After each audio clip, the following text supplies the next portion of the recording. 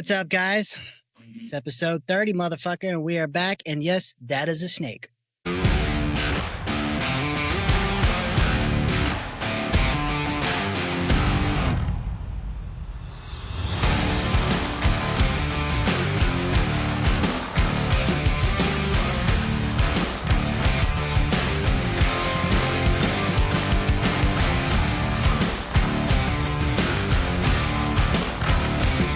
Did you just fucking throw up? Yeah, how can you tell?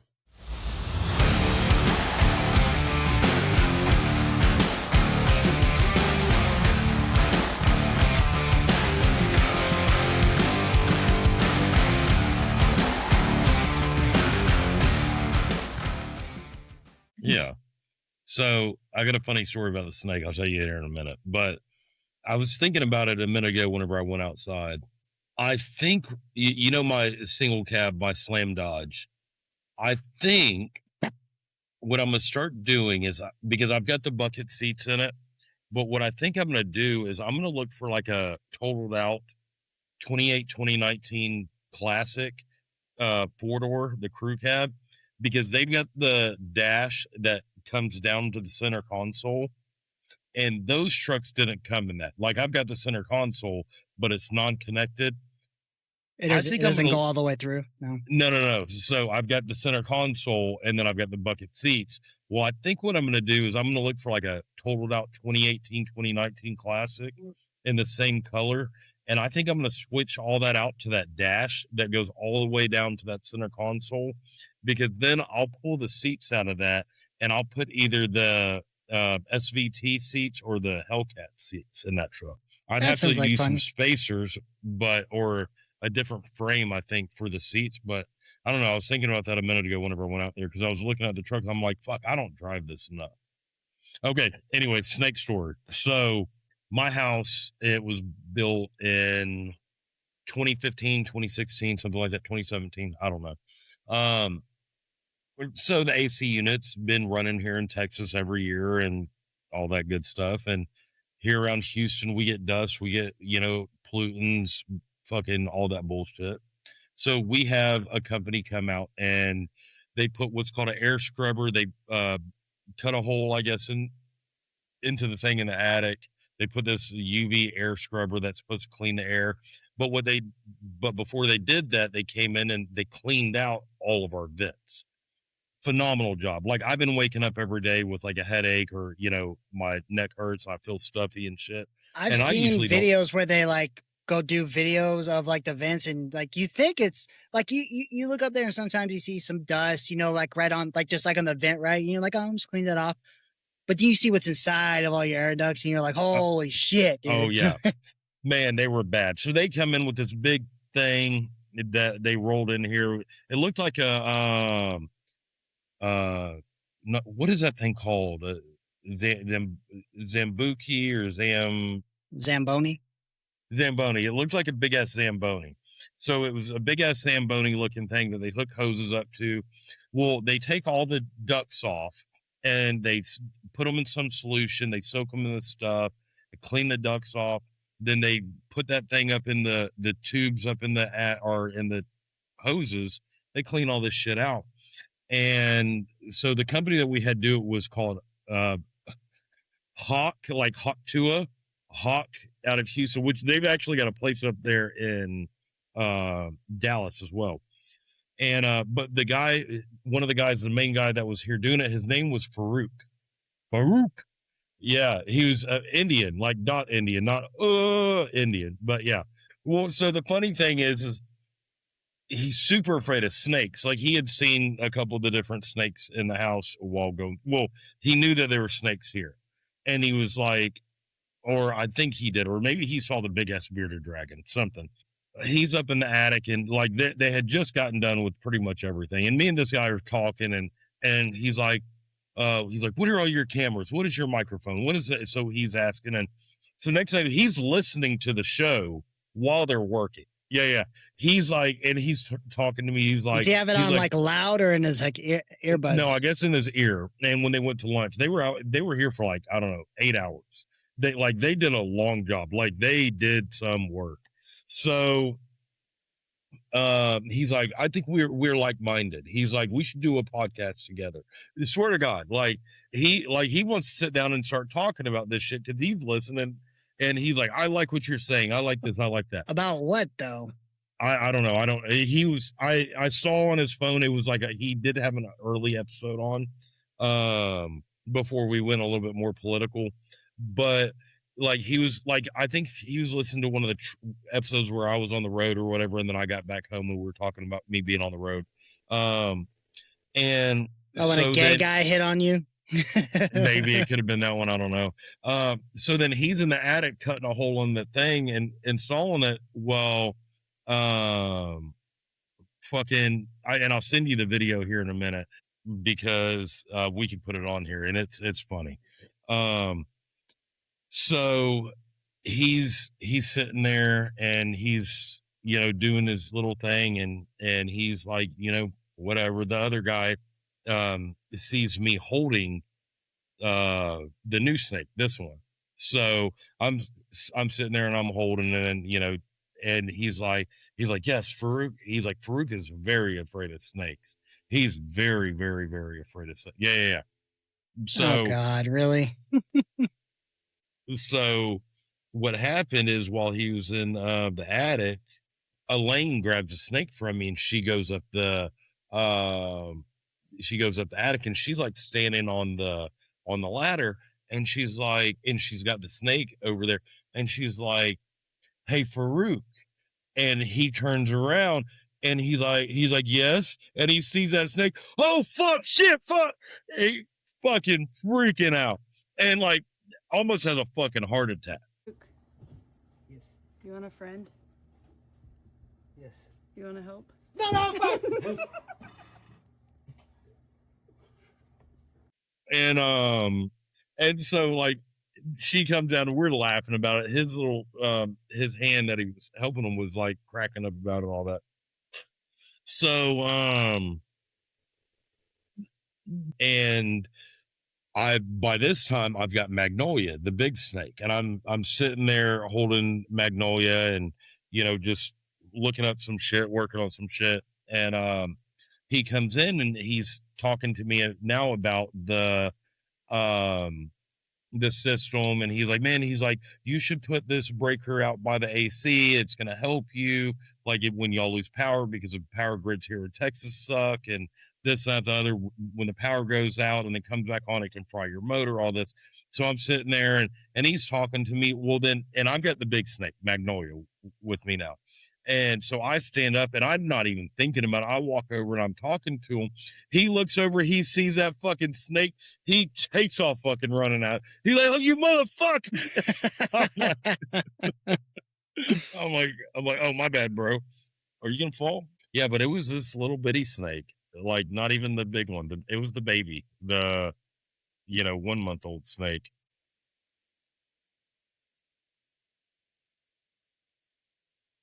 Dustin, did you catch a Pokemon or something? Snake-a-chew. I choose you. I love snakes. Now, Destiny is horribly fucking scared of snakes. Like, ungodly fucking scared of snakes. It's funny. Well, it cracks me up that the Indian guy, he was like, he's like, why do you get snakes? And I'm like, I like snakes. And he's like, they're gross. You should get a dog. I was like, we've got dogs. I've got fucking Shar-Peis and the Huskies. Like, got 4 fucking dogs. Yeah.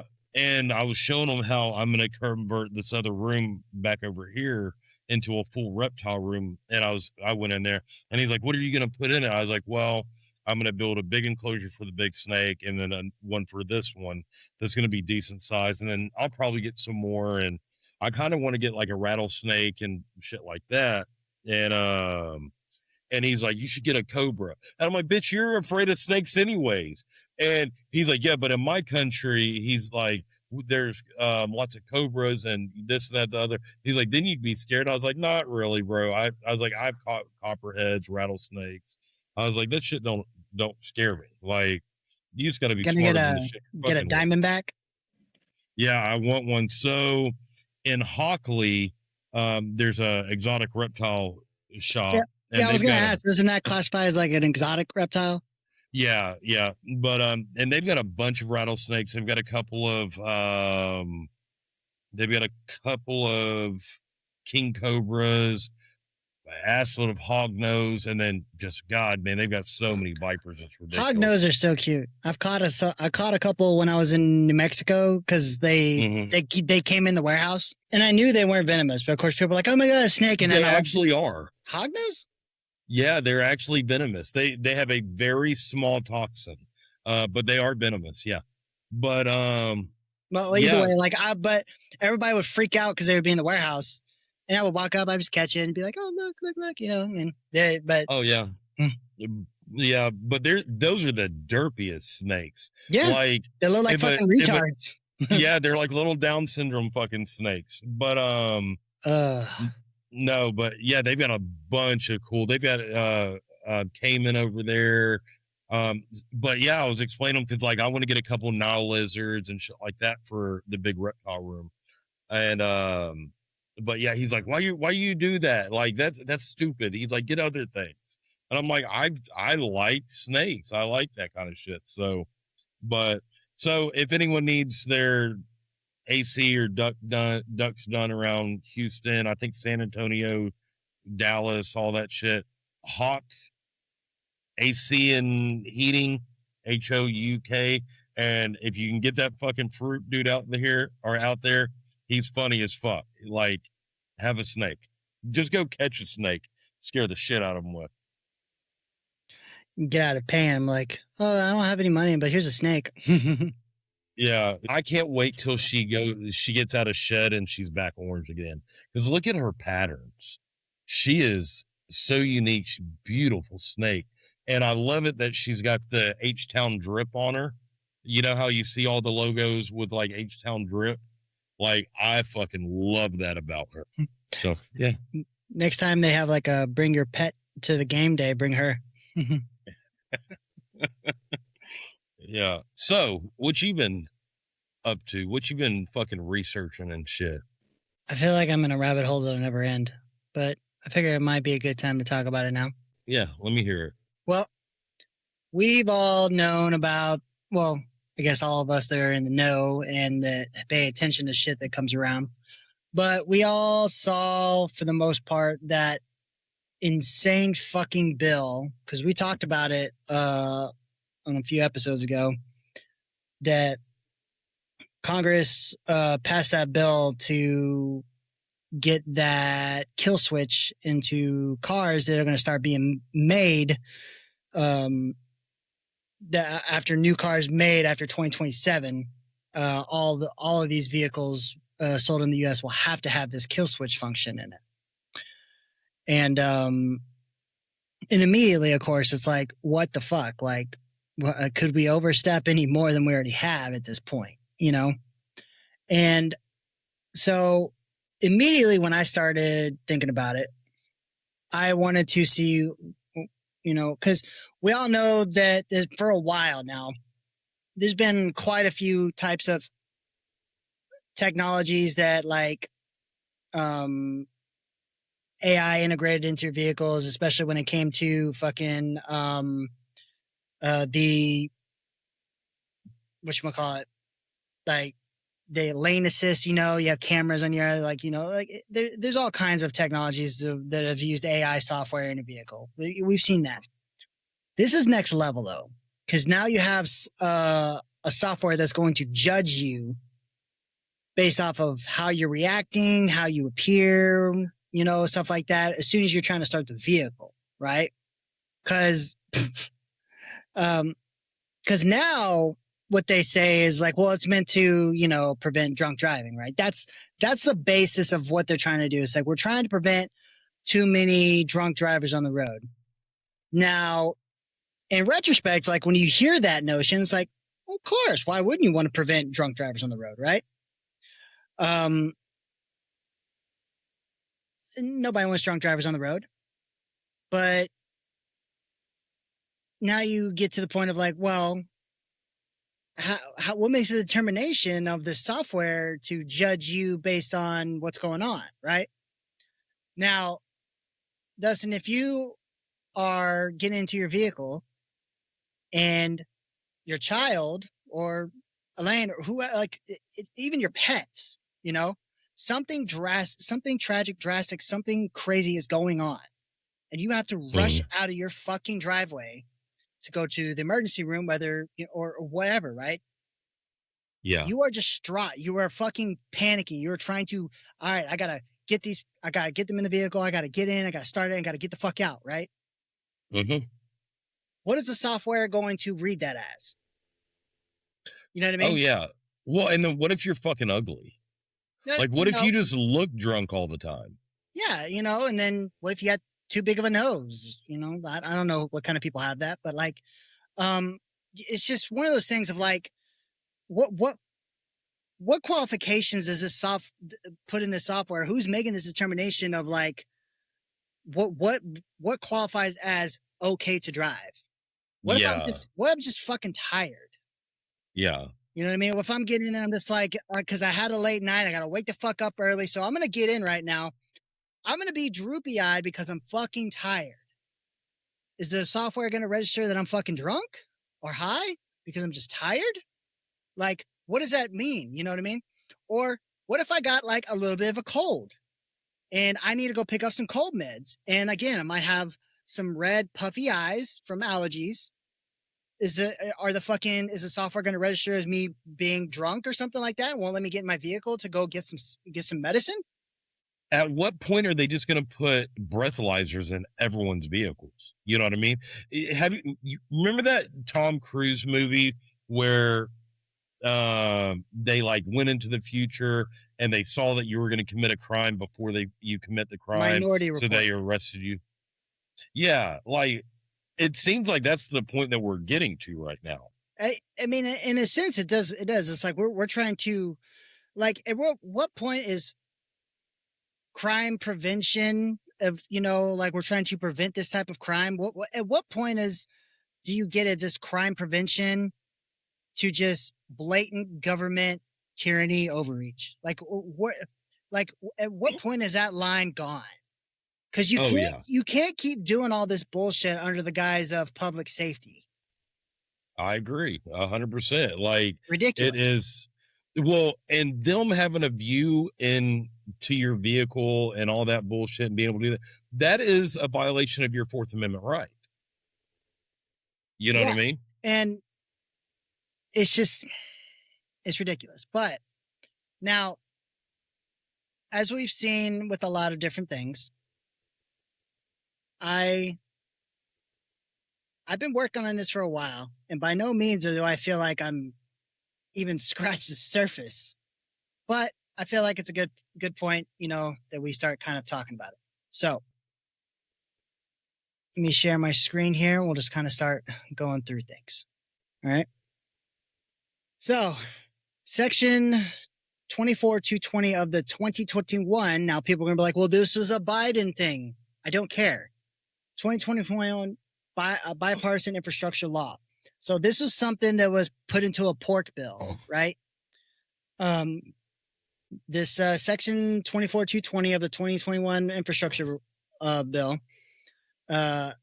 requires advanced drunk and impaired driving prevention technology as standard equipment in all new passenger motor vehicles, right? So what the law says and requires, referred to as the kill switch, okay, directs the National Highway Traffic Safety Administration, NHTSA, to issue a federal motor vehicle safety standard, FMVSS, requiring new passenger vehicles to include technology that passively monitors driver performance to accurately identify impairment, which means it's going to keep monitoring while you're driving, even if you start the vehicle. Yeah. Via cameras, sensors for steering, lane keeping, eye movement, or other behaviors. Passively detects blood alcohol concentration. How? Is it reading the ambient air? I don't know. It does. It just says that all this is saying is that it's going to require passenger vehicles to include technology. It's not stating what that technology is, though. That sounds like an ambient breathalyzer. Almost, or they're going to actually require one of those breathalyzers that gets installed in your vehicle when you get a DUI. You know what I mean? And prevents or limits vehicle operation if impairment is detected. Again, what does that mean? What kind of impairment are we talking about, and what dictates what impairment means in what situation? Yeah. Look, and I'm going to say it like this. How many times have you been driving down the road and you see someone eating a cheeseburger and they're kind of like swerving on the road?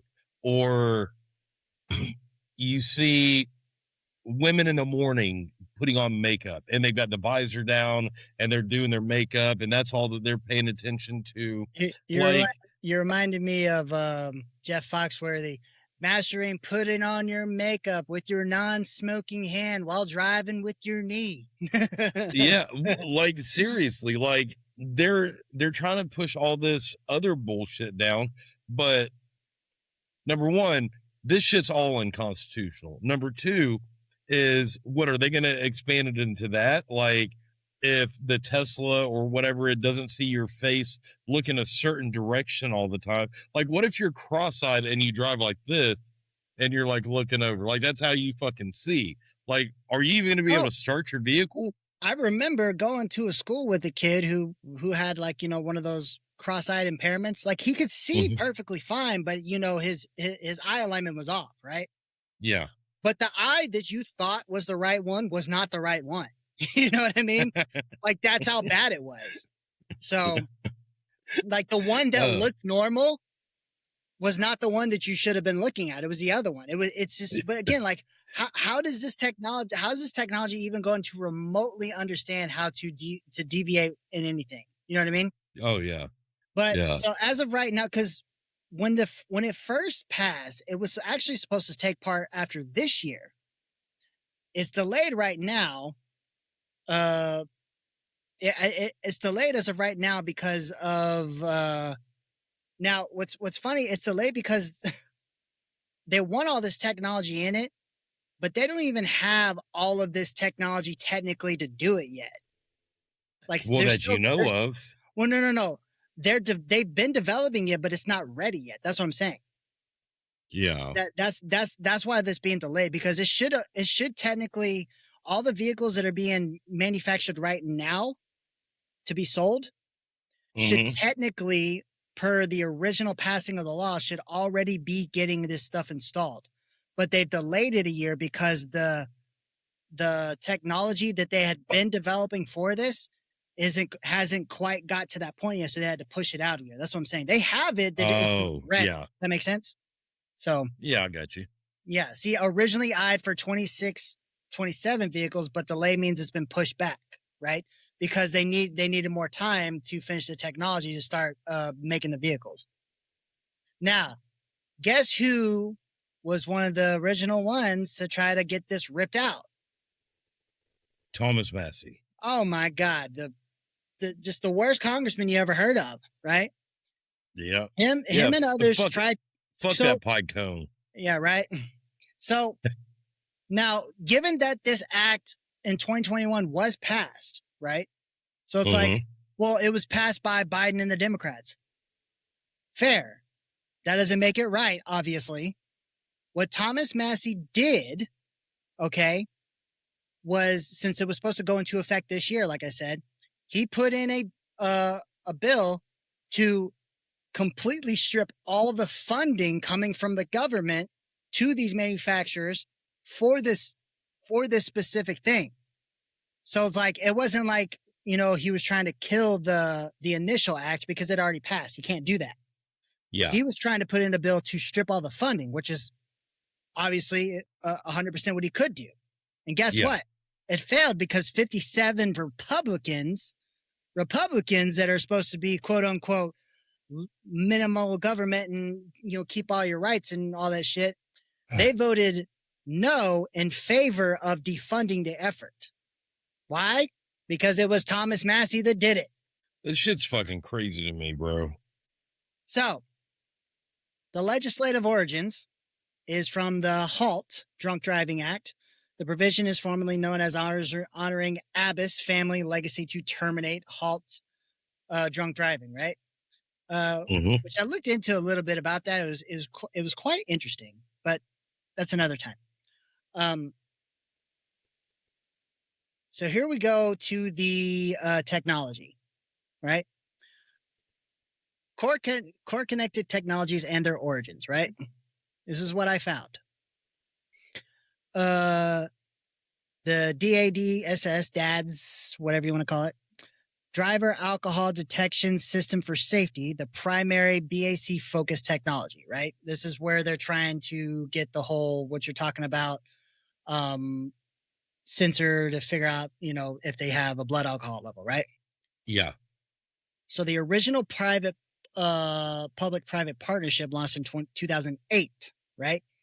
NHTSA and the ACTS, Automotive Coalition for Traffic Safety. The goal was to develop non-invasive passive vehicle integrated systems to end alcohol-impaired driving inspired by public-private success like GPS internet. Again, on the surface, why not, right? But nothing is what it seems on surface, don't we know it? Breath-based system uses infrared spectroscopy developed and refined by Senior Airbase and Swedish sensor company with partners. Okay. As we keep going down here, got the touch-based system, tissue spectroscopy via infrared light through fingertip palm with Sensolite Technologies, German laser tech measures blood alcohol content under skin, aimed at integration into steering wheel, start button, or gear shift. They want to measure your blood alcohol content through your skin. So what happens if okay, think about COVID. Everyone was using, what's that Hand shit called? sanitizer. Purell or whatever. Yeah. Yep. And that's got a super high alcohol content. So it's obviously going to read that. Or think about women when they go to the nail salon and they got, the remover or whatever like that, stuff like that. It's got alcohol in that. You know what I mean? Trials. Where am I at here? Real world testing via Driven to Protect. Virginia first in 2018 expanded partnership with fleets like Schneider, James River Transportation, Harvard, McLean Hospital controlled tests, right? Connection to the bill 220 explicitly referenced in law reports provides foundational R&D NHTSA annual reports to Congress for detailed progress. Next little bit of technology here is the DMS, Driver Monitoring Systems, camera-based performance monitoring, right? So this is basically what we were talking about, just cameras everywhere, right? Like a Tesla, but on steroids. So evolved from Advanced Driver Assistance Systems, ADAS. You've heard of that, I'm pretty sure. For level 2 automation, hands-on wheels detection, lane keeping. Interior-facing infrared cameras for eye-head tracking became common in 2018. Again, like I said, some of them have had some of these things before, and I've seen them advertised as like teen driver options, right? Yeah. As hey, make sure your teen isn't texting driving. That's how they sell it, right? For which my truck's got like a teen driver mode on it. Exactly. Yeah, but when I first saw the interior cameras to monitor your eye contact and your head movement and stuff like that, that's how they sold it. Make sure your teen driver isn't distracted, right? It's for drowsiness, distraction. You see it on Subaru, Volvo, monitoring intoxication, distraction signs via eye movement, gaze, and facial features, right? How it works combines cameras, IR for low light, steering, torque, lane position sensors, AI to infer impairment, erratic behavior, slow reactions, etc. Can trigger warnings, speed limits, or safe stops. That to me right there is a recipe for disaster and to possibly cause more accidents on the road. Yeah, I agree. Because if this is how I'm interpreting, right? AI to infer impairment and can trigger warnings, speed limits, or safe stops, meaning the car will take control. What in what world should we let a computer take control of your car because it thinks it should? Oh yeah. Well, and then meanwhile, we recently here in Houston, and you've probably seen this video. Some lady drove in, or dude drove into a house in a Tesla. At I don't know how fast. She said that it was on self-driving mode and it took off and wouldn't let her stop. Elon Musk came out and said that there's no way she would have had to push on the gas, whatever. Like, look, my thing is Tesla's going to cover their ass. They're going to say it's not a possibility. This bitch, why would she be driving at over 100 miles an hour into a fucking house at full fucking speed? Like, a bitch would hit the brakes. You know what I mean? And if the Tesla's so smart, why didn't it fucking stop it? Like, I fuck with Teslas on the road. Whenever I see Teslas on the road, I get in front of them and I tap my brakes because it like makes them slam on the brakes. It's funny as fuck, especially in traffic. I'll get off the gas in traffic, roll forward, and I'll slam on the brakes, and I'll keep hitting my brakes. You can see that Tesla be like, eat, eat, eat, eat. Man, these motherfuckers get pissed. But yeah, but it's like, and now again, I like the platform of what Tesla can do and how it moves forward, but it's like, I think that we're just still nowhere near a point where this could even be a feasible, reasonable thing with technology. yeah, Technology is great, don't get me wrong, but we have too many glitches and failures that we see real time to even begin to think that this would be a good idea. Yeah. And meanwhile, did you see that? I think last week they made it legal. Like, they completely pulled all the restrictions from deleting our vehicles, the diesels.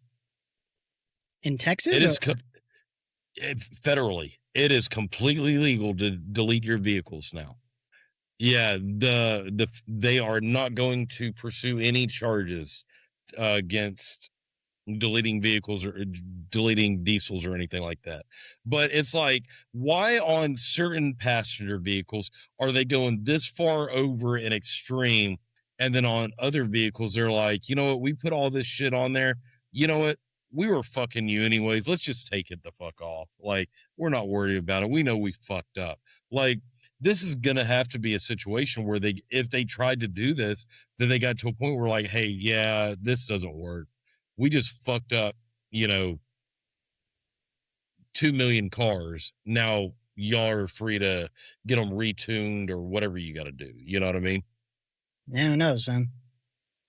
Going back to here, the broader ecosystem, EU mandates DMS in new vehicles from 2024. So the EU is already doing this.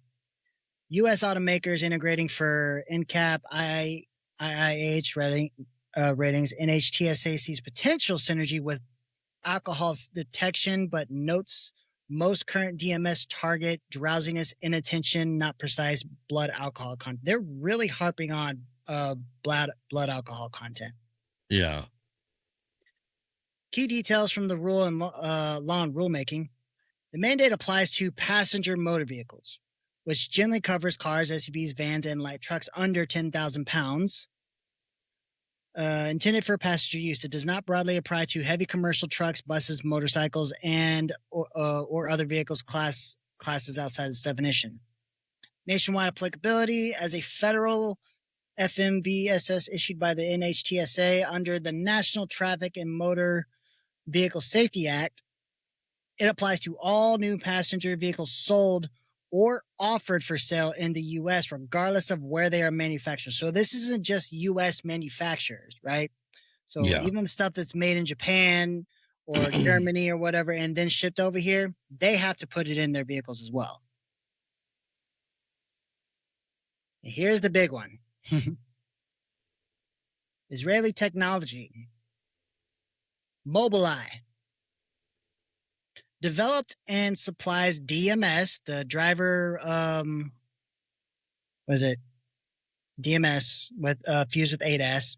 What was it? I'm already losing acronyms here. Driver monitoring systems. Okay.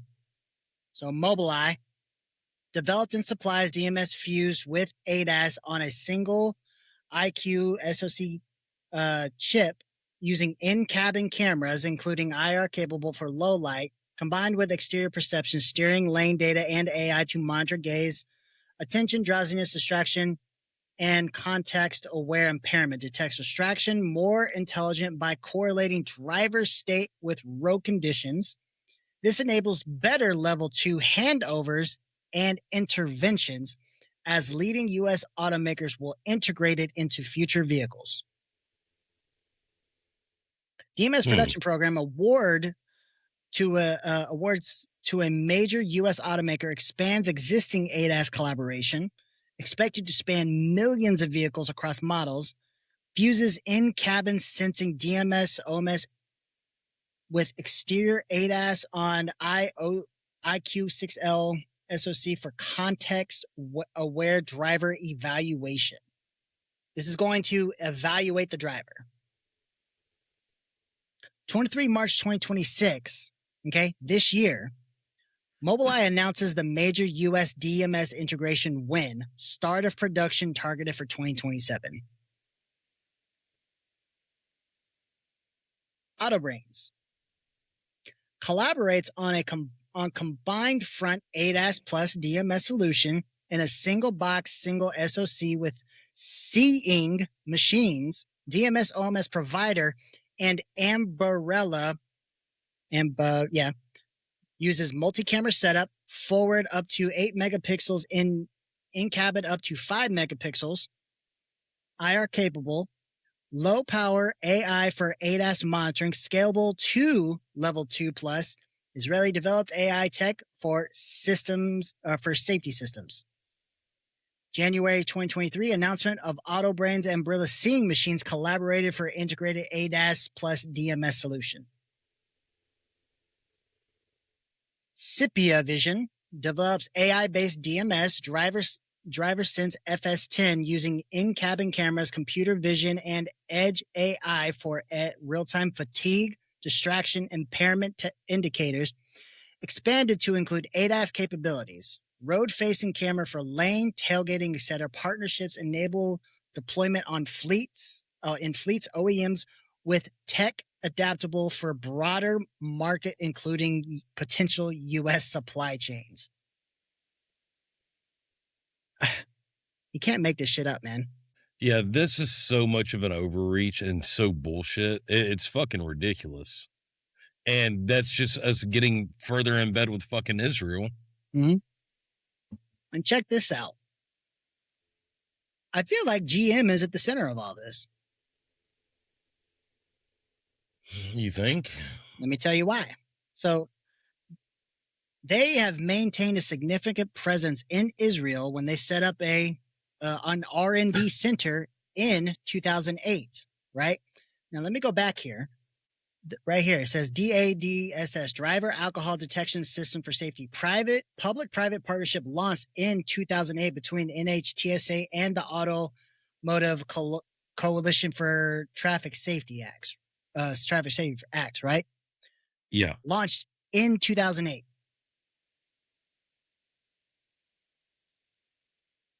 General Motors set up the R&D center in Herzliya, whatever the fuck, in Israel in 2008. That's fucking wild, bro. I swear I don't go looking for this. It just... But, so, this facility is known as a high-tech hub north of Tel Aviv. This facility has been instrumental in advanced GM's autonomous vehicle technologies, including algorithms that mimic human decision-making for self-driving systems. Opened up in 2008, specializes in exponential, that's what it is, exponential technology developments, develop algorithms for autonomous driving, integration with Cruise's self-driving systems, collaboration on ride sharing and mobility as a service MAAS ventures. Location in Israel's, they call it the Silicon Wadi. I swear, that's what they call it. Allows GM to tap into talent from former military units such as 8200. Motherfucker. Swear to God, that's exactly what it came up with. That is fucking wild. So, partnership with Israeli firms. Remember I mentioned Mobileye, the technology, right? The Intel subsidiary and an Israeli leader in the AV tech, long-term partner for GM. It basically highlights everything I just said a minute ago about it, right? Look, I won't buy any vehicle with any of this bullshit on there. You know what I mean? Like, I'll keep buying older. I don't give a shit. Yeah. I like the way older trucks look and act better. Like, better motors, more control, easier to work on, easier to modify. Yeah. Like, fuck all this bullshit. Yeah. But check this out. So you remember how I told you I feel like GM's kind of been at the center of this, right? And I showed you where it said the DAD-SS launched and everything in 2008. And then GM set up their R&D center north of Tel Aviv in 2008. GM's influence on the 2021 U.S. impaired driving prevention mandate, R&D support actively participated in DADSS, the Driver Alcohol Detection System for Safety Phase 3.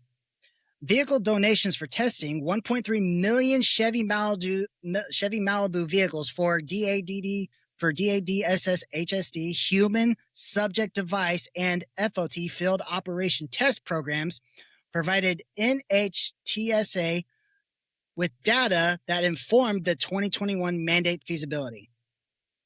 ACTS. Remember how I said a minute ago, it said it was DADSS and ACTS in 2008. Yeah. ACTS, who represents GM and other automakers, so to be fair, it's not just GM, testified before the U.S. House Subcommittee on Consumer Protection and Commerce on enhanced vehicle technology to prevent drunk driving. The testimony highlighted DADSS progress, targeting breath sensor fleet releases in 2020 and full consumer versions, breath and touch base by 2024. So here's the timeline. 2008, GM sets up their R&D center. 2013, the Israeli tech linked to GM's smart car autonomous developments, Phase 3 DADSS 2013 and onward with field operation testing support. 2016, on January 6 specifically, Mobileye announces heightened partnership with GM for REM integration. 19th through the 22nd of April in 2016, GM plans to double Israel R&D center size and workforce. 15th of July in 2017, GM Israel Mobileye receives permits for autonomous testing on Israel roads. 22nd of June in 2022, the UVI GM Ventures investment and strategic collaboration announced. 5th of January 2026, Mobileye announces the major U.S. automaker, didn't specify, but it's likely GM, the IQ6H Surround ADAS deal for millions of vehicles. This is why I think GM is behind all this. Yeah, it sounds like it. And that also makes me wonder is how much is our government funding in this shit? Like, how much more of our tax dollars are going to this shit? Well, you got to think about it. If they set up this R&D center in Israel, and they're hiring all Israelis most likely, so we're funding it by proxy. Yeah, true. Which, oh wait, look. 23rd March of this year, Mobileye DMS production program with leading U.S. automaker. Okay, that's the go into the effective everything, right? 17th to the 24th of May, just last month. Active GM, there's active GM postings in the for the GM Herzliya R&D Center. There's active postings right now for AI, robotics, and nano optics researchers. They're actively hiring. So, and here's what makes me nervous about all this. So, they're talking about all this tech and all that. Well, our vehicles are pretty fucking smart as is. Like, we've got all the technology and all the data that's in them currently. Look, for fuck's sakes, my truck, we don't go anywhere without Wi-Fi in the truck. Like, the kids are on the Wi-Fi. Like, you know, hell, I've got a little thing that you can watch TV on the screen if you want.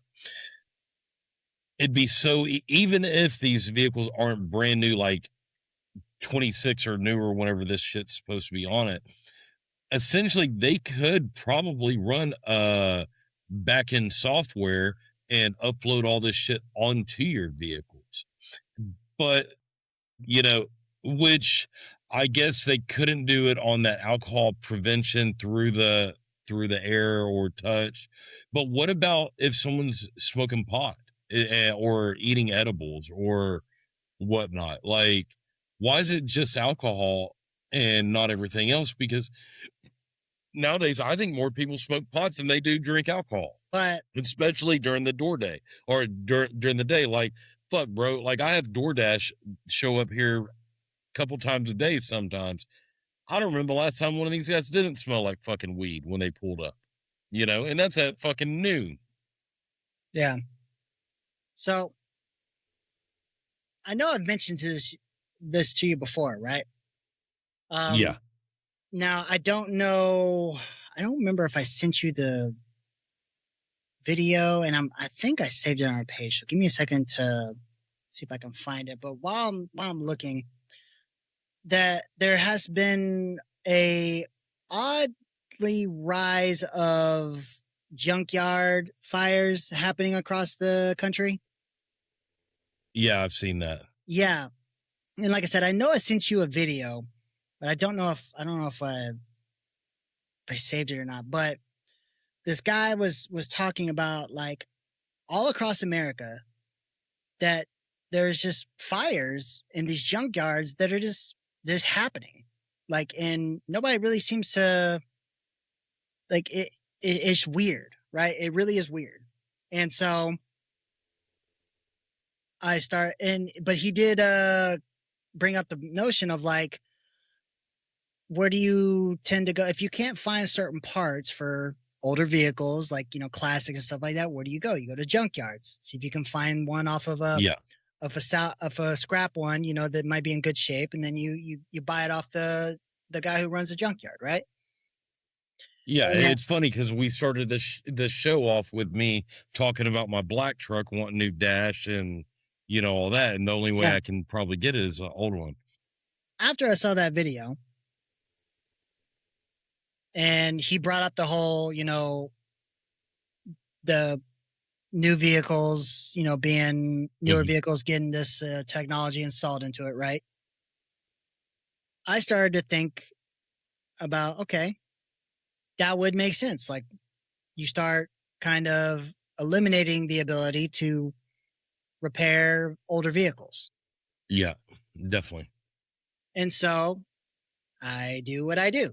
And I started putting together a bunch of different junkyard fires. Let me show you what I found. Starting from oldest one I could find. And what I did is I searched salvage yards, like an auto parts resale store, junkyards, salvage, like whatever you could find. Like, it wasn't just like I looked for junkyard and that was it, right? Yeah.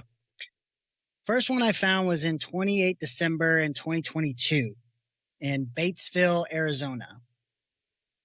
The fire started on a neighboring property and spread, and there was over 100 cars lost, $300,000 in parts, you know, loss and damages. And yeah, it was just, it it's pretty crazy. It started on a neighbor property, but that just happened to be the neighbor, right? Yeah. 11 January 2023, Maury's Auto Parts fire in Freeport, Illinois. It was a total loss. Everything about this auto parts store was gone. Damn. Look, and here's my thought real quick. These are metal vehicles, like burning. It's not easy to burn a fucking vehicle. They had to let that shit just go without any give a fuck. And like, how do they don't put that out or try to, like, I understand once the tires catch fire, tires are hard to put out. But to me, it sounds like they just let it burn. They're like, fuck it, whatever. It's, let it go. So next one I found was in Tennessee, a junkyard. The building was a total loss itself. That, usually the buildings like will carry parts inside, from vehicles that they take off, right? And then there was about a dozen cars engulfed. Midtown Auto Salvage fire in Memphis, Tennessee. Damage to auto parts store and salvage yard. It was severe damage to the store, specifically. Hampton, Virginia, scrapyard salvage fire.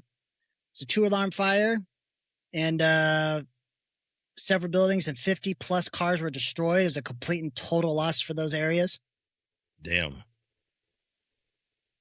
November 11th, 2025, Clinton Township in Minnesota is a salvage yard fire. Car explosion during compression battery led to fire in a scrap pile, contained to pile though, but there were some trucks destroyed. So that's pretty crazy that like it was a compressed battery explosion. Wonder how that happened. I wonder what they were trying to crush and it exploded. Yeah. Des Moines, Iowa, at an auto salvage yard, 30 cars caught fire. It was contained, so the firefighters did their job when they got there, and they were able to limit the damage. They just burned the most important ones, though. 25 February and this year, 2026, salvage yard in York Spring Garden Township, Pennsylvania. 2-alarm fire involving building cars and tractor trailers, significant damage, and it's with ongoing EPA response to debris, oil spill, fire damage, destroyed materials, everything. 10 March 2026, Scrappy's Auto Salvage Fire in Hillsborough County, Tampa, Florida. 2-alarm fire, heavy fire to the salvage yard. 75 plus autos damaged or destroyed. 11 March of this year, Hayden's Wrecking in Georgia, salvage yard. Started as brushwoods fire spreading to the yard. Listen to this. 500 to 750 vehicles destroyed. God damn. 4th of May, last month. Fosna Auto Parts scrap salvage in Jackson Township, Ohio. Explosion reported. Heavy damage to parts of the yard recycling. But it wasn't a total loss, it said, but there was multiple buildings. 25th of last month, Opelika, Florida, junkyard salvage. And listen to this, involving JDM Import Auto Parts business. Massive blaze burned for 14 plus hours. Ugh. Junkyard business salvage and auto parts burnt to the ground. Total loss, 800 plus salvage cars and parts destroyed. That's fucking nuts. 30th of last month, Chuck and Eddie's used auto parts in Southington, Connecticut. Multiple cars on fire, large smoky blaze. That was all I could find on it. Now check this out. I ran it through to kind of give me of what is it. Just trying to think of what's the logic here, right? So here's the common geographical overlaps between data center concentration and these junkyard fires, right? Because what I did is I pulled in all the massive I pulled a report of all the data centers that I could find and where they were massively like clumped all over the states, right? Yeah. Yet there's too many everywhere, but there's clumps of them where there's way too many like focus, you know what I mean? So I put those two together and I wanted to synthesize what it could be, right? Virginia. Data centers, major global hub for Northern Virginia, Loudoun, Fairfax, Prince and William counties, junkyards in Hampton. Commonality is the same state with significant activity for both categories, right? Georgia. Yeah, the rapid growth of Metro Atlanta for data centers. Ohio, emerging hotspot in Pike County, the port site for Columbus area. Pennsylvania, significant planned growth for the state, right? Illinois, growing development in Illinois, Chicago area, and broader Midwest, Indiana, Wisconsin, etc. Okay. Now, those were the ones that I found where there was the fires, junkyards, fires, and large data center growth, right?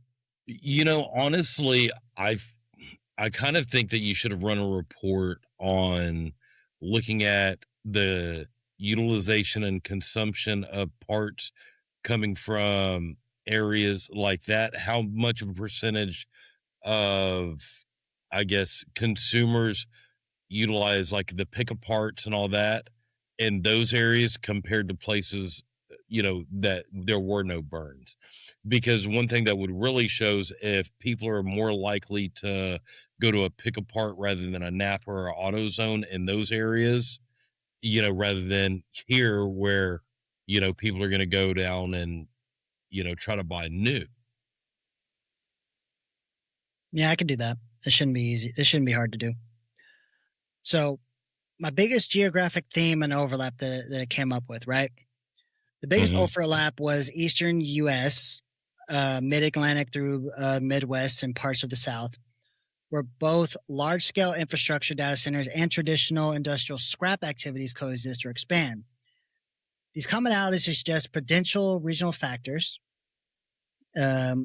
like industrial heritage, land availability, power infrastructure, and regulatory environment that could support both data center development and the presence of auto salvage junkyard operations. So my thing is probably a little bit of both. Eliminate the ability to repair older vehicles and clear the way for more surveillance centers.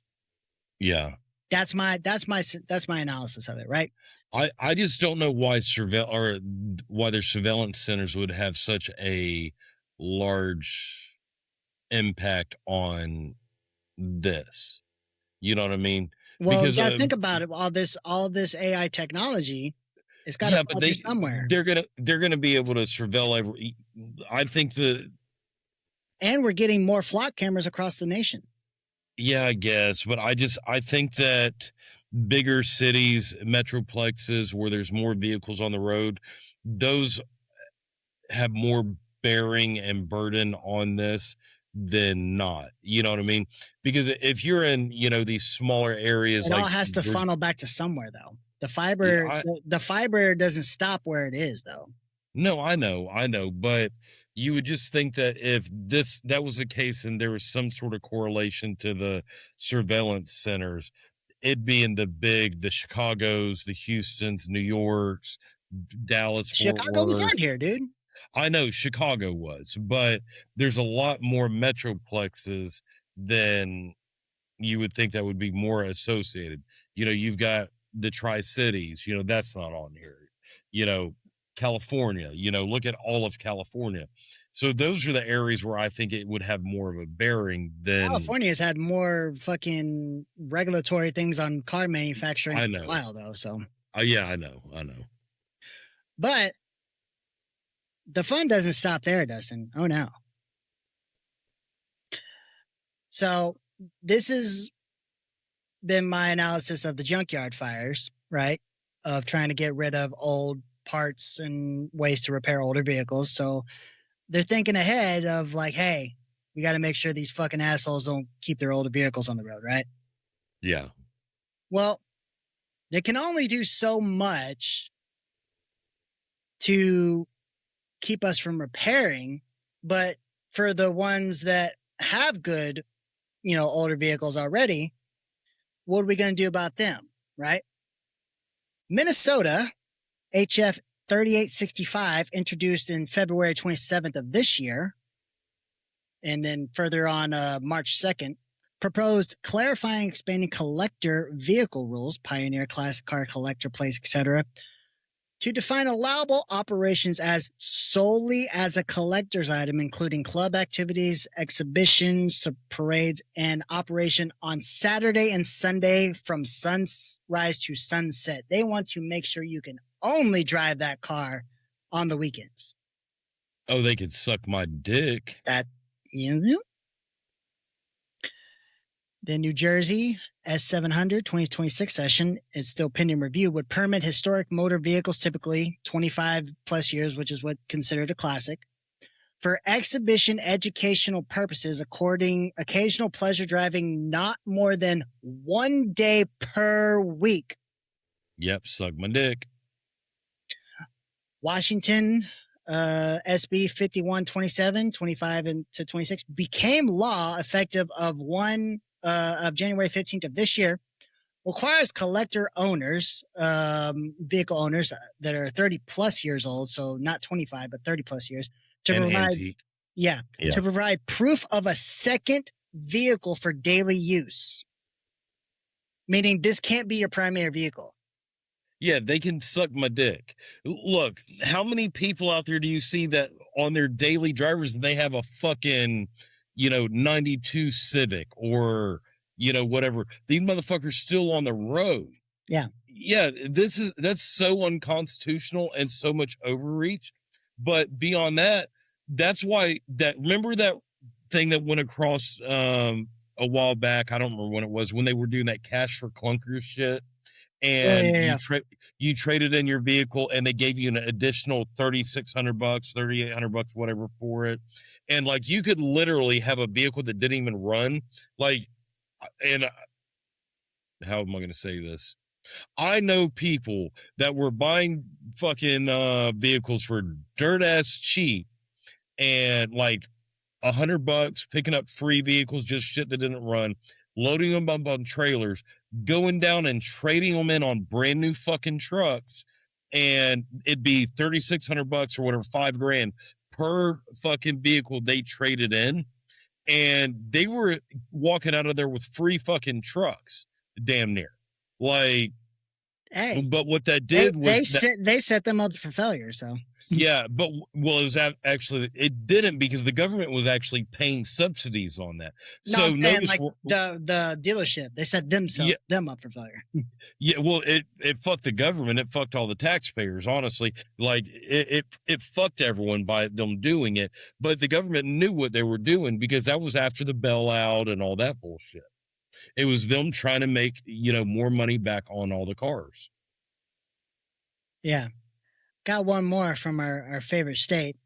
California SB 1392, Leno's Law, like Jay Leno, introduced in February 20th of this year, advanced out of Senate by May, so last month, focuses on expanding smog check exemptions,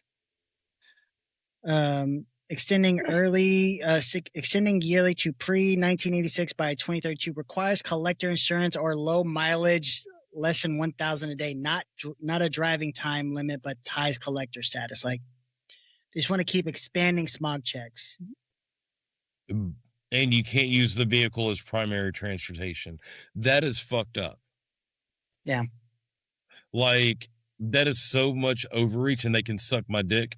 Like, a couple of those states, you can bypass that law, because if you don't register your vehicle as an antique or a historical vehicle or a classic or anything like that, then essentially how that law is written is they can get fucked. You can go and have your, 92, Civic or your, Chevy OBS or square body. And if you've got standard plates on it, they can't do shit about it, because that's your daily driver. It's once you register that motherfucker as an antique or a classic, then you kind of fuck yourself. But still, it's overreach regardless. They shouldn't be doing that shit. And I don't know how that's going to get challenged in the Supreme Court. And there's no way that that's going to stand. Well, Well, I mean, all of those ones are states, right? And some of them have passed, right? So until someone actually like does something to take it to their state Supreme Court, right? Because it wouldn't be like the U.S. one. It nothing can happen. You know what I mean? Well, it's gonna have to escalate to a circuit court. Like it will have to, especially because of the state upholds it, even at their level. You're gonna have to escalate it to a higher circuit court. Yeah, You know but what I mean? my thing is like nothing can go to that unless somebody brings it to them, right? Like Yeah. not odd. Yeah, that's what I'm saying. Which begs the question is like, is anybody going to actually do it though? Because I don't think anybody will. Not in those states. You know what I mean? Yeah. Well, and then second to that is, there's got to people that would challenge that. There's guys like you and me in every fucking state. But then you have to see then you have to deal with which way is the fucking court leaning, which the court is supposed to be, nonpartisan. They're supposed to be a letter of the law, but we all know that's bullshit. Yeah, but if you can come in there and show some sort of constitutional authority and government overreach, then that doesn't matter. I love what I know, but it doesn't matter. that's why I'm saying that's where you have to escalate it up to the next level, and you go up the chain of command until you get to whichever circuit court you get in that says no, this is unconstitutional. There's a ruling against it. You know what I mean? Yeah, because that's super tyrannical. That is way fucking tyrannical. And just think of them trying to do that shit here in Texas. Like, we've got too many classic cars here. We've got too many car shows and shit like that. Look, you go out on any fucking given day, you're going to see, I don't know how many, 30, 40, 50-year-old fucking trucks out on the road. We love our trucks. We love our square bodies. We love our, old Apaches. Like, bro, I just saw a badass Bel Air yesterday. Like, beautiful Bel Air. Hell, there was when we went to Splashdown or Hurricane Harbor. There was a handful of classic cars all parked up at the front. Like, fuck them fucking cunts. God, it pisses me off. I mean, what do you think about what I found? Fuck all them. No, but give me an honest assessment. I mean, does it look like I put something real together? Does it look like I found? Yeah, no. Look, I think that it shows that, let's take it in two different levels. Obviously, we see a state overreach in that minor stuff that you showed in certain states. Now, when you go to the major shit, we've got some major federal overreach. The fact that they're trying to play Minority Report and see the advanced future, and if you're drunk or whatever, like all this technology, that's them viewing into your life and into look, you still have a Fourth Amendment right, and I don't remember how it classifies into like a castle doctrine, but in your vehicle, that's why a cop has to ask, do I have the right to come in and search your vehicle? Now, correct me if I'm wrong. I mean, we obviously know that's here in Texas. Like your vehicle is an extension of your home. That's 100%. But doesn't that vary by state, or is that universal? Because I honestly don't know. Does that vary by state? I think that's completely universal. It might not be classified as the same castle doctrine everywhere, but it's an extension of your home, essential of kind of. But yeah, essentially. You keep talking. Let me check. Well, that's why you've got your Fourth Amendment right, where a cop can't just say, I'm going to fucking search your vehicle. They've got to have some sort of probable cause to get in there. So you have your Fourth Amendment right wherever you are. And that's why, like, the Terry ruling or whatever, where they can stop and frisk you, but you've got to be outside the vehicle for that. Like they can pat you down. They can do a Terry search. They can pat you down, but they can't be reaching in your pockets and shit like that without, explicit authorization. You've got to say, yeah, you can check my pocket. Like, I've got this, I got that. But so otherwise don't they get around that with the quote unquote probable cause if they perceive a threat or something like that, like then they detain you, then they have the ability to check you once you're detained. You know what I mean? Yeah. So okay, and you've got to look at this in a couple different aspects. So number one is if you get pulled over, they cannot hold you longer than an acceptable measure of time to write a ticket. either to give you a warning or a ticket. They're not allowed to hold you longer than that. That is unconstitutional. Now, you can't just drive off. Like, they've got to find a reason to detain you. Like, but let's say they're like, well, I want to walk a fucking drug dog around your car. Okay, well, you can look at them and you can say, how long is it going to take till that dog gets here? Probably 30 minutes. Oh, no. It doesn't take you 30 minutes to write a fucking ticket. You can only hold me here for the extent that it takes you to write this ticket, to run my information and write a ticket. You call for a supervisor if you want to wait, but regardless, even if they find something afterwards, then you can actually go back and you can force a civil rights violation. He held me longer than this. There was no probable cause, this, that, the other. It's a lawsuit waiting to happen. And that's why so many individuals file lawsuits against police departments, and the police departments don't give a fuck because there's no true accountability, because it's actually not the police department that pays for it. It's the county. It's our taxpayers that pay for fucking negligent bad cops. Okay, so there's that. But now we're getting off on a tangent. But now let's go to this, where Tesla or all these fucking GM, whoever, when they've got cameras or sensors inside your vehicle that are reading you, it's no different than your fucking Wi-Fi listening to you or the TV snapping pictures. Like, that is overreach. Like, that is so much overreach, and it should be illegal in every fucking statute. Like, I don't even know how they're getting by some of this shit. But the fact that they are is, I wouldn't buy another one of their fucking vehicles. Like, everyone needs to start buying older shit and tank their stocks and say, you know what? You want to do this? Fuck you. We're going older. They'll just get a government bailout. Yeah, but there's only, how many bailouts can you do whenever you keep tanking their stocks? Does the fucking government care? They just keep bailing them out. But it'll have to get to a point where it's moot. There's no reason for a bailout. No one is too big to fucking fail. Not when they're invested with subsidies to get this type of shit into our vehicles. They're going to keep doing it. Yeah, but you've just got to crash their stock. So if you crash their stock prices enough, real quick, that's when they're going to get the FCC involved to stop and back and reverse all the trades. Yeah, I'm telling you, want to fucking bet? They do. You remember when they stopped all that shit for GameStop? Yeah, but I know it's not quite as big of a thing, but what I'm saying is, like, they will get the right people involved to protect it. You know that's true. Possibly, but when you're not profitable, the board is finally going to step up. There has to come to a point where your board stands up and they say, this is unacceptable. We're losing money. We're not in this to lose money. We need to go, a different route. The people have spoken. Hammer that fucking gavel. Okay, so this is what I found. I don't think you're going to like it. So it says, no, vehicles are not generally treated as an extension of your home under Fourth Amendment.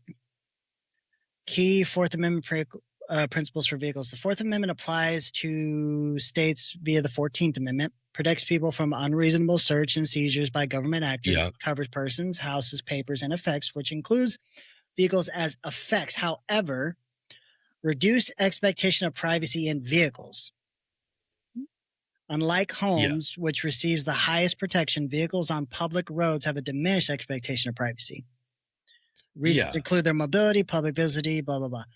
The automobile exception from Carroll v. U.S. 1925 and later cases allows warrantless searches of vehicles with probable cause to believe they contain evidence of a crime or contraband. Officers don't need a warrant due to the risk of a vehicle being driven away.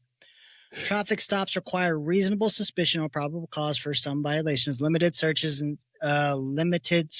incident to arrest or for officer safety. Yeah, no.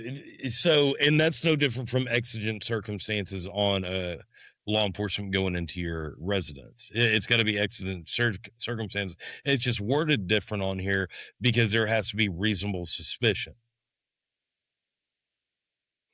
Okay, so surveillance aspects.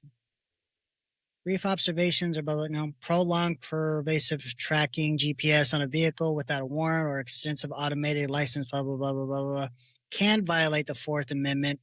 as it intrudes on reasonable privacy expectations. U.S. v. Jones for GPS trespass, Carpenter v. U.S. for historic location data. Some lower courts have appeared similar logic to pervasive camera networks. Ooh, we have precedents, motherfucker. Mm-hmm. Private surveillance, nope. But yeah, so hey, at least there's some precedents here. A little bit, yeah. But yeah, so they still have to have, you know, reasonable suspicion to get into Yeah, your vehicle. I mean, obviously, I knew that. I was just curious of how that was gonna. So I don't know. It's very much over. Which honestly, I think it should fall under wiretapping. That should fall under a wiretapping fucking law. I mean, they'll be like, well, Especially if they're recording any data. So I'm trying to think of how would they possibly explain themselves out of it, right? Yeah. So my thought process on how they could possibly explain their way out of it is we're not actively listening. It's data if we need to retrieve it, which we would get a warrant. You get what I'm saying? Because that's still illegal. You still can't do that. I'm trying to think of their dumb argument that they can make. I agree with you because they would. Well, they can't even make that argument. Yeah, but if it's installed in the system and they get this law goes through, right, and they're saying we're doing this because because they're getting around it by saying, well, it's the law, we have to monitor all this, blah blah blah blah blah bullshit, right? And then they're storing all this data, and then they try to say, well, it's not, we're not actively monitoring, listening, stuff like that, but you know, if we get a warrant, then we can pull all the data that we have because it has been doing all this, but we weren't actively wiretapping. It was automatically stored because of the software that was. No, I'm trying to think a way of how they. I know, but I know how they would do it. They would do it as a disclaimer. So you would sign some sort of fine print that you will never fucking read, and it would be under the terms and conditions and some sort of disclaimer. Yeah, that's the only way they can do it and get around it. And I think that there isn't enough. I don't think there's ever been enough of a precedent set. I'm thinking right now because that's why your phone, you can turn on and off of certain things on your phone where it can't listen or track you all the time. I think under how it would roll out is under the, application of a purchase, it would have some sort of you taking possession of that vehicle. You would have to acknowledge some sort of terms and conditions, like whether, when you start up your vehicle for this first time and it gives you the terms and conditions when you're, uploading the new software on your in-dash and all that shit. I'm assuming that somewhere in there that has some sort of terms and conditions. And just like for my truck, I have to have that My Chevrolet app that I had to download and put sync app or whatever. Yeah. Yeah. And I have to put all that shit. It's something like that is probably what would monitor it, or OnStar, OnStar, something like that. Yeah. And my thing is if you have whatever to do this terms and conditions thing, right? It's not like they really give you a choice. Obviously you can say, no, I don't accept and not use it, whatever, but it's not like they obviously give you a choice. Cause if you want to, it's like the COVID era is you don't have to get the vaccine, but you're not going to be able to live your fucking life if you don't. You know what I mean? It's like you have no choice, but you have a choice, but you don't have a choice at the same time. Because I remember this fucking, this story. Now I haven't heard or researched since then, but it was a story of this fucking, family, this husband and wife. I don't know how many kids, but they were in Disney World. They went to a restaurant on Disney World. And the wife had a severe allergy to, I believe it was peanuts or some kind of nut allergy, right? But it was a severe allergy. Not just kind of whatever. And she let the waiter and everything know, hey, I have this allergy. You have to make sure, because when you get notified of allergy, the cooks and whatever, they have to prep that food separate to make sure there's no cross contamination, right? Yeah. And they advertised in their menu or whatever like that. Like we're allergen friendly, you know, if you do that, and they say that they take all the proactive measures. Now, she did all that. She made it known, the wait staff and the cooks and everything known. Well, she got contamination and she died. And Oh shit. of course, what's the husband gonna do? He's gonna fucking sue the shit out of Disney, right? But now again, I don't know if this like actually worked on Disney, because again, this kind of comes down to the judge being like, you know, well, technically, or being like, dude, fuck you. You know what I mean? Because it's the judge that can really make the decision. But they were saying that you signed terms and conditions that you would not sue Disney. And they were like, when the fuck did we sign that? Well, apparently a couple years before that, they signed up for a free trial of Disney Plus, and that was a part of the terms and conditions. Yeah, I saw something. Yeah, I saw something like that. There's been a couple people that weren't able to sue Disney because of signing up for, and it's actually an arbitration agreement is what it is. So Yeah. it's not essentially saying you can't sue them. It's saying that it's kind of saying you can't sue them, but you have to go to arbitration. And if they choose to settle, then you have to settle essentially. Yeah. Now, again, that still kind of comes down to the judge being like, are you fucking kidding me? Like, fuck you. You know what I mean? Because the judge can say like, no, you're not getting out of this by that fucking loophole. Not necessarily. You a lot of times you can't on those like arbitration agreements and all that. So, okay, here, let's take it like this. I'm trying to think of who has one. Okay, Target. You know how when you go through Target's line, they're like, do you want to sign up for Target's credit card or whatever? When they ask you, like at the. Yeah. Yeah.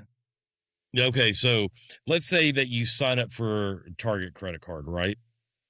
You fill out the paperwork or whatever. Or I don't know how you do it online, whatever. You get the credit card. Let's say you've got it for a year or whatever. You max it out and you lose your job. You can't pay the bills. So now it goes to collections. Well, here's the thing.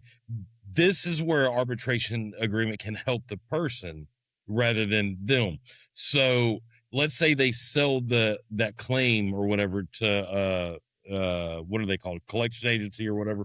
Yeah. Well, or they'll I think Target actually sends it straight to like a collections court, and they'll send it to the court in like a civil claims court or something.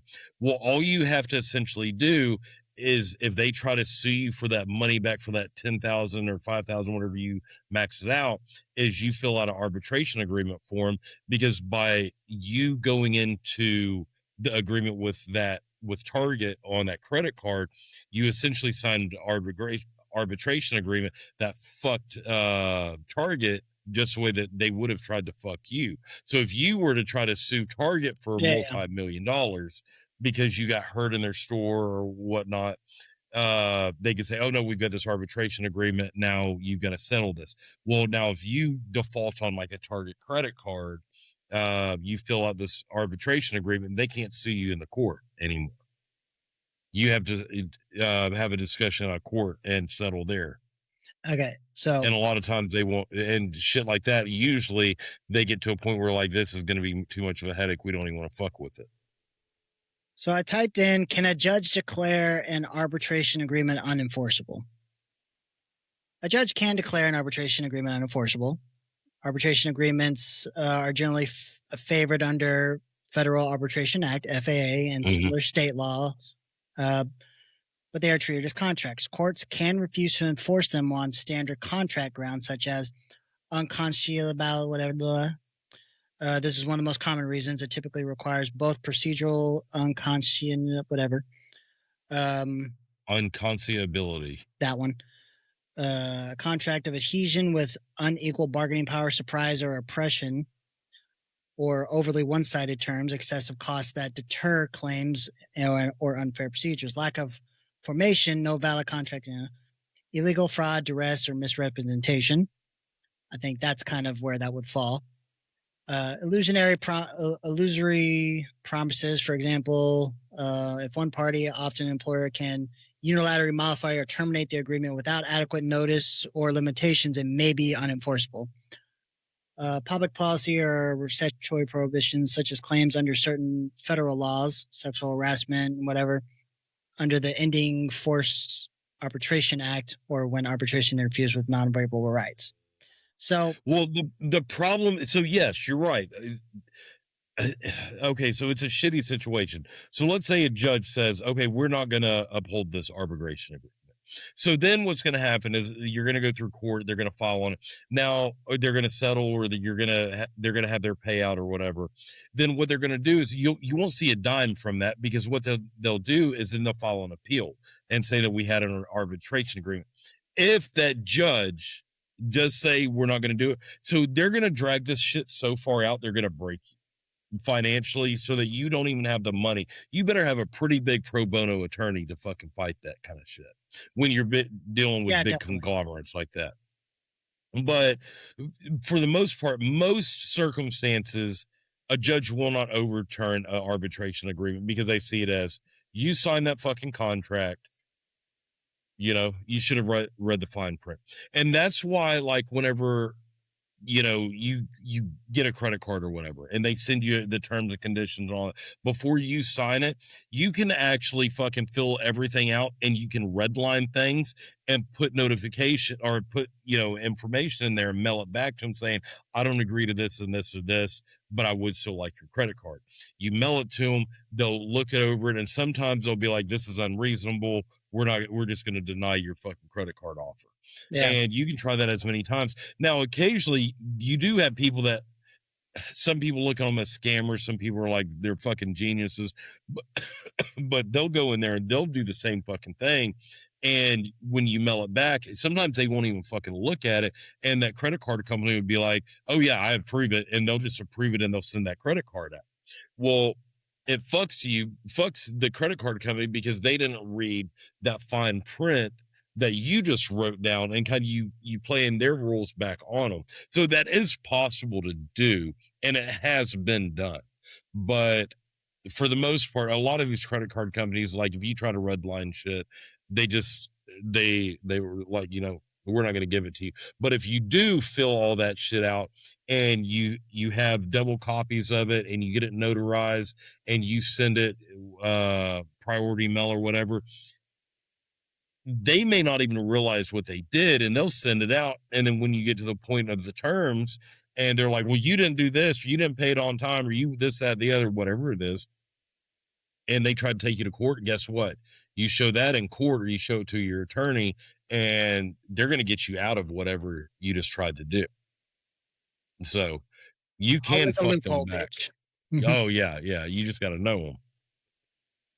But yeah, so like I said, I feel like there's still so much fucking shit I could put together, and I'm continuing researching all this stuff, because I've barely scratched the surface when it comes to the surveillance centers.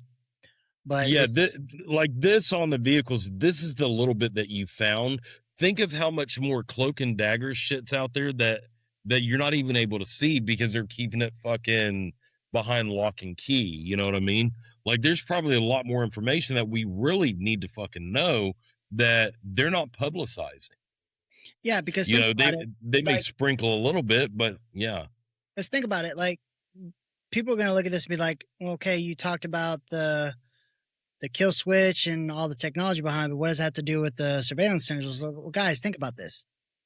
They're putting all these data centers, which we keep saying surveillance centers, but they're fucking surveillance centers is what they are. Because where does all of this data and all this massive fucking computing power need to go to all these surveillance centers? It has to pass through somewhere, right?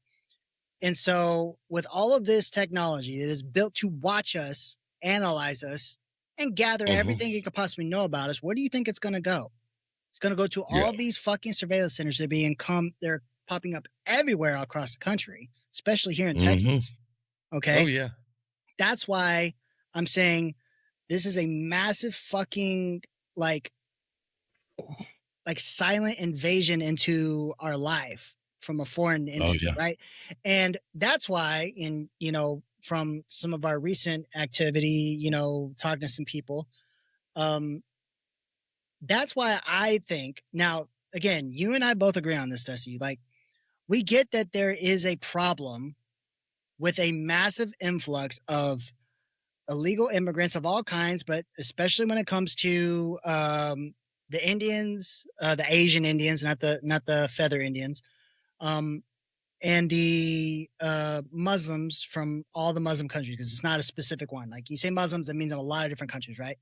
And there Yeah. is a risk of what seems to be a abnormal amount of mosques popping up everywhere, right? Because like when you come down to the point of like you have places of worship, just like you need places of worship, but then you look at the amount of influx of people that are coming in and then the amount of mosques that are popping up, the numbers don't compute. It's like, why is there so many more places of worship and yet they're still doing it outside? You know what I mean? Yeah.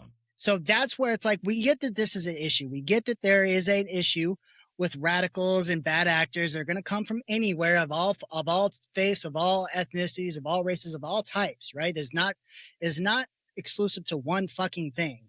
But we think that is getting forced propagandized into our face, overly so for a reason, and it's to hide and cloak and dagger in the background while these surveillance centers start taking over our fucking lives in front of our faces. Absolutely. That doesn't mean that there's not a problem with what's happening.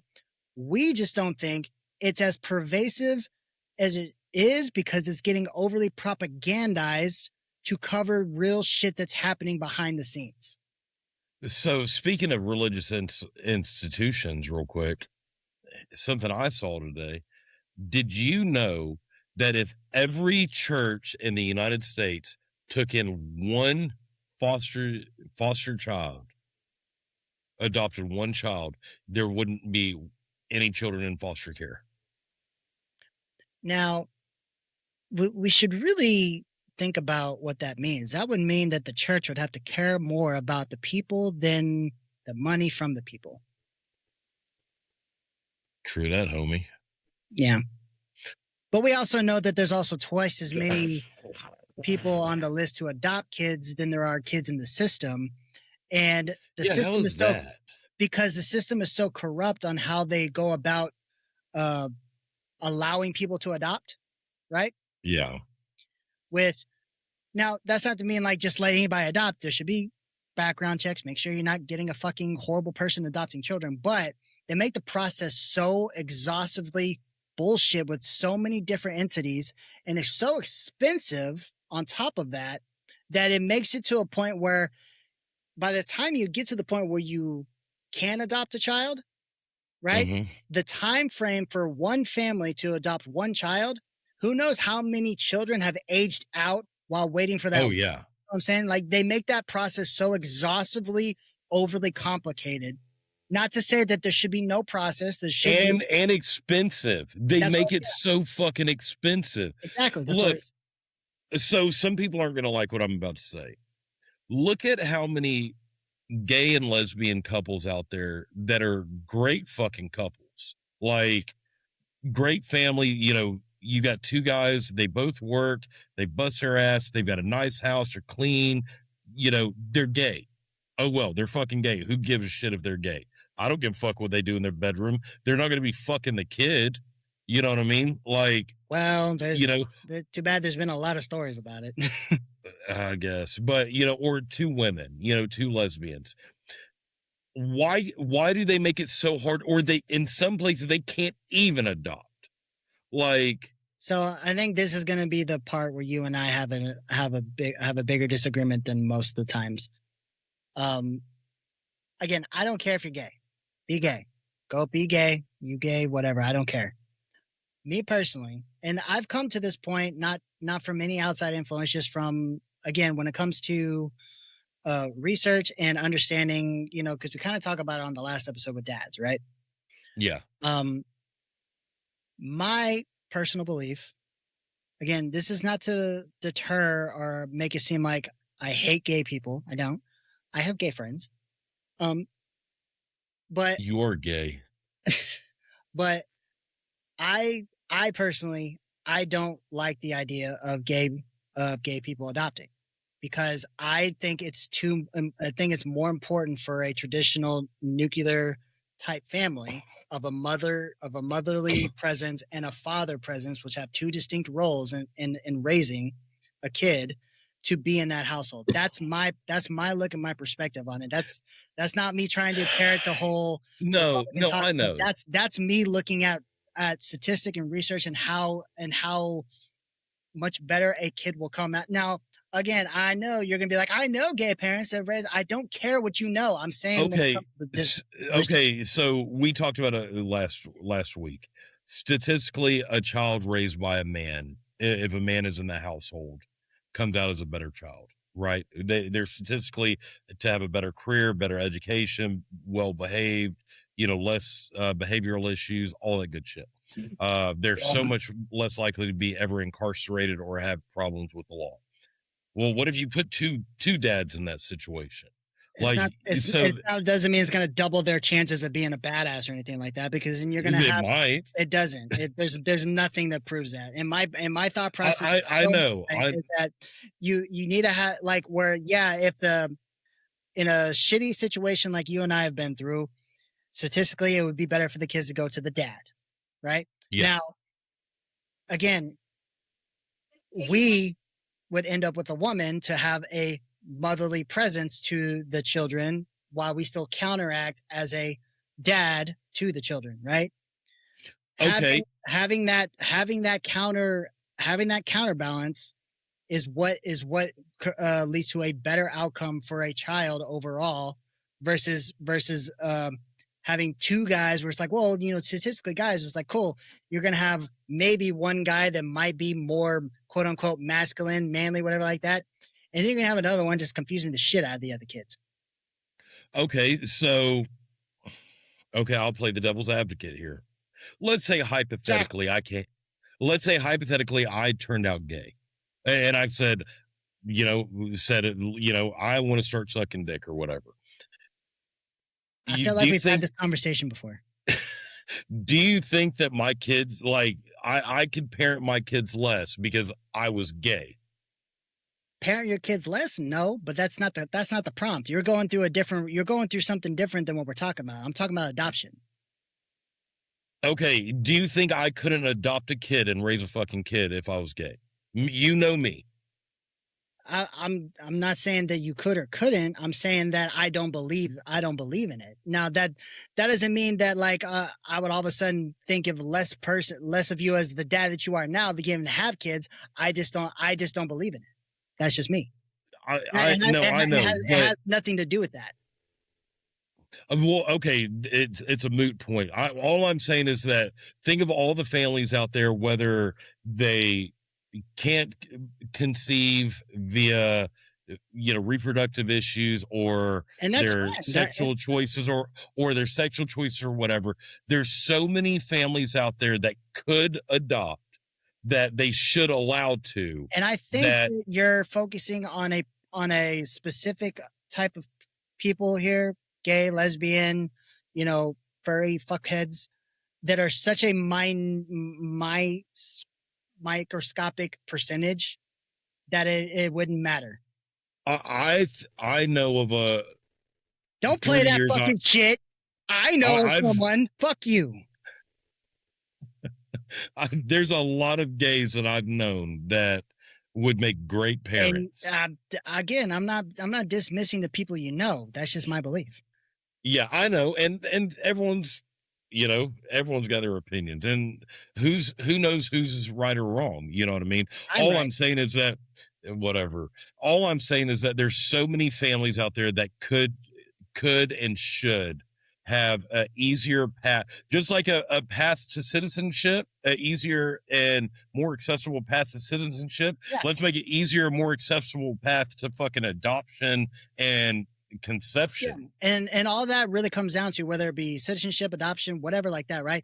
What that comes down to is get this government down to bare fucking bones. There should not be as many fucking regulations like that, because when we say easier path to citizenship, that doesn't mean we should give amnesty to these fuckers. Fucking get them out of here first. What I'm saying is because we've talked about this. We even talked about it with our buddy Alex Duncan, right? Like, two things can be true at once. Yeah. We should reform the citizenship, path to citizenship to make it easier, less regulatory, while still holding higher standards of what type of people we take, right? But we should also drastically reduce the amount of people we take in per year. Because I remember Charlie Kirk saying that, I guess what the standard is like we accept 1 million people per year. That's way too fucking many. Oh, yeah. Yeah. We need to drastically reduce that number. Net zero. While also increasing the standards of what type of people we take in, and we can make that we can make that pathway a lot easier because it is a stupid, overly complicated process. Like all of that can be true at once. No, I agree, 100%. Anyway, we fucking went way off on a fucking tangent. It's fun though, huh? But yeah. But guys, we are so happy to continue on this fight for Texas, and our good friend Jen Mac Rathun. We have to understand two things here. One, we have to understand that the parties, the Democrat, Republican, it is all a bunch of bullshit. It is smoke and mirrors that they try to put in front of your face. Because look at it this way. Dustin, I don't know how much you've been on X today. Did you see that fucking Hot Wheels sent over a Longhorn to the Democrat convention today? He's a fucking dumb cunt. But did you see? No, I didn't. I didn't have a chance. So I've been busy. So this is what it said on the Longhorn. He had like something draped over his body saying like, "Don't buy the bullshit." Didn't say shit, so don't buy the bull, right? And this is where I keep saying that this is all smoke and mirrors. They play this game to distract you from them actually working together behind the scenes in the Uniparty to just fuck your lives up. Because if they really cared about helping you, Texans, the people, they wouldn't be so focused on these propaganda PR stunts to say like, and think about it. All we've seen, because what's funny is Hot Wheels has kind of been running a Joe Biden-esque campaign. He's done no debates. He refused to debate Doc when we were supporting Doc, right? Kind of a pussy. Two, he speaks on camera when he's being interviewed, but you don't hear or see from him pretty much ever at all until he's posted on social media. Right? Oh, absolutely. Absolutely. It's all about the camera op. And on top of that, he is going to sit here and do all as well. Like, if the Democrats get in, they're going to do this. If the Democrats get in, they're going to do this. And my mind is like, I mean, this is everywhere. This is the nation. But obviously, we're talking about home. We're talking about Texas. I don't care about what you're doing to, quote unquote, stop the Democrats. That should not be your focus. Your focus should stay on getting shit done for the state and Texas and the people. Because, now, follow my logic here, Dusty. Tell me if I'm retarded or not, or more retarded than usual. Yep. If you just do your fucking job, help the people, make shit better in this state for the people, people are going to say, hey, my life is amazing. I'm going to vote for him again because my life is amazing. I don't give a shit about what you're doing to, quote unquote, keep the Democrats out, because every single time it's always the same. It's, we have to keep the Democrats out. We have to keep it. And then, so let's say he wins in November, right? He gets back in. Mm-hmm. It's going to be maybe 6 months goes by and it's, well, we have to make sure the Democrats don't do this. We have to make, they're never actually focusing on Texans or the people. They're only ever focusing on, quote unquote, the win, making sure the other guys don't take over. Yeah. And it's the same for the Democrats and the Republicans. Like, this isn't just a Republican thing.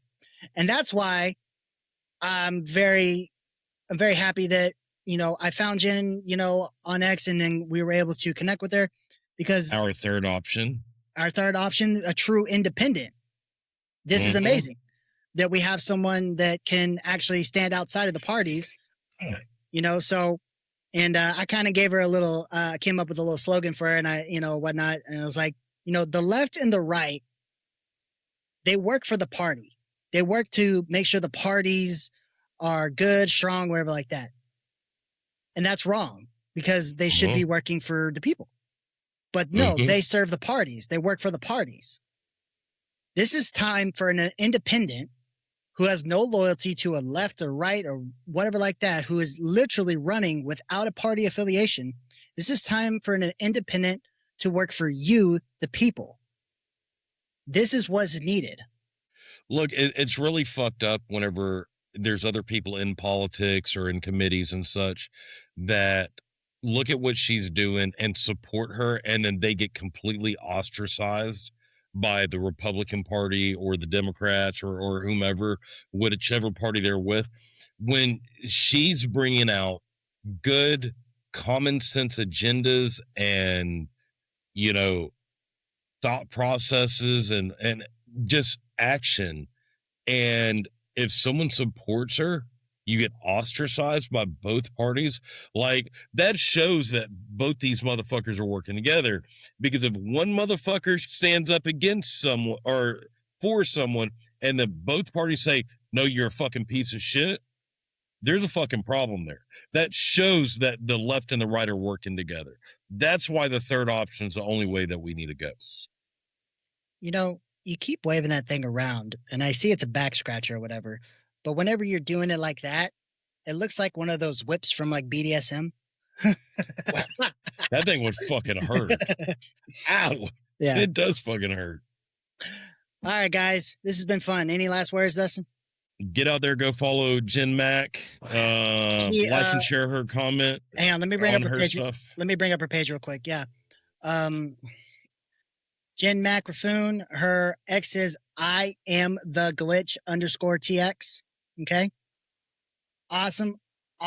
Here. You got this fucking piece of shit, Hunter Bonner, some Jew. And before you get all like, oh my God, he literally is Hunter Bonner # #that Jew. That's his fucking name on X. So fuck yourself. He's trying to say she's like a fake candidate because he ran her name, this name now, Jen Mac Raffoon, on to see if she's voted. And he was like, her name didn't come up, but she got married in this past year and she hasn't voted under this new name. So this dumb fuck didn't run her maiden name, which you would find her voting record. So it's like, yeah. But he tried to like fucking, like he tried to fucking, like ostracize her. And I, let me see here. So here it is. Why don't you answer the questions as to why you haven't voted in an election, either at a primary election or even a general election in 10 years? And then some random fucking account. She never voted in Texas and she's running for governor. Good grief, girl. Pay attention. So I commented, because it's not true. And Hunter Bonner is a fucking idiot. And she was like, this is why we're tired of the parties. Fucking true. Right here. Campaign strategy. Attack others. Hunter, I was married just over a year ago. You're looking up the wrong name. Like, she's not hiding anything. He's just a fucking idiot. Yeah. You know? And so, yeah. And then this fuckhead again. Jen Mac, what was your name prior to your marriage? So your Republican voting record can be verified. Again, my thing is like, fuck you. It's really none of your business what their voting record is. That was never meant to be a public thing. That everybody's made it a public thing. Yeah. And then I also commented, I was like, sorry, Jen, when she did this, I was like, sorry, Jen, that's not the point. It's party over people. Because that's what they're doing. That's exactly what they're doing. Yeah. Yeah. Fucking idiots. Yeah. But like I said, you guys go follow Jen Mac on X, like, comment, share, subscribe. Dusty caught a Pokemon. Snake. But snake at you. But as always, never forget, Texas forever, motherfucker.